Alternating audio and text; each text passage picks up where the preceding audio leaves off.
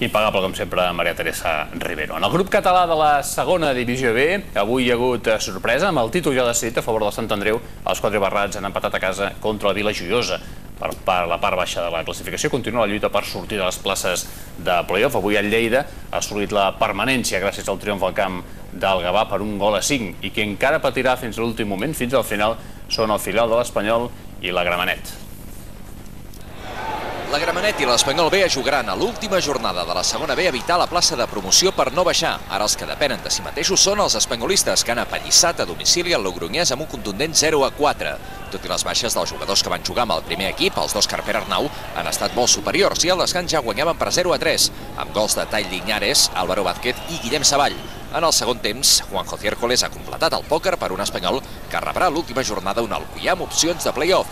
Els alcoians han derrotat la Gramenet, que passa a ser setzena, amb un solitari gol de Diego Jiménez, i s'han consolidat en el quart lloc. En faran prou amb un punt a Sant Adrià per fer play-off, però l'Espanyol l'empat li pot ser insuficient. Qui ja s'ha salvat de forma definitiva és el Lleida, que aquest migdia ha derrotat el ja descendit Gavà amb un inapel·lable 1-5. Ha estat un partit sense història, en què la mitja part els de Miri Vicente ja guanyaven per 0-2, amb gols d'Urrea i Sallarès. El mateix Sallarès ha marcat el tercer al minut 15 de la represa i només 5 minuts després, Sheikh Saad ha transformat el quart. Els de Jaume Bonet han pogut escurçar distàncies gràcies a Eric Herrera en el minut 73, però la victòria visitant no ha perillat en cap moment i l'ha arrodonit Urrea en el minut 81.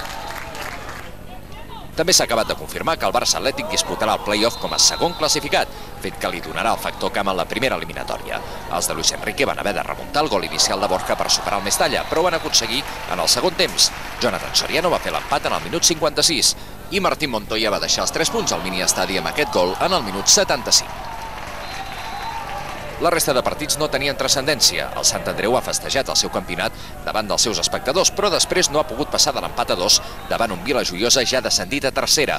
Els andreuencs han pogut remuntar el gol inicial de Borja gràcies a un Mayor molt inspirat que ha marcat en el minut 31 i en el 2 de la represa, però tot i que els de la Marina jugaven amb un menys per expulsió de Pardo, Javi Selvas ha fet volar 2 punts del Narcís Sala amb aquest gol en el minut 86.